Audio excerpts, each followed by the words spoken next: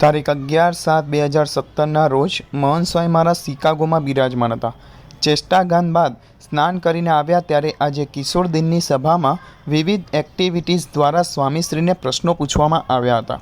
તેના સંદર્ભે ઉત્તમ શ્લોક સ્વામીએ સ્વામીશ્રીની માફી માંગતા કહ્યું, આજે કિશોર મંડળની સભામાં આપને ભીડો પડ્યો હોય તો મને માફ કરજો. સ્વામીશ્રી કહે, આ ભીડો નથી લાગતો, બેસાડી રાખે એ ભીડો લાગે છે. સત્પુરુષે સત્સંગ સેવાને ભક્તિ માની છે, એ ભક્તિ ન કરવા દે એ તેઓની ભીડો લાગે છે.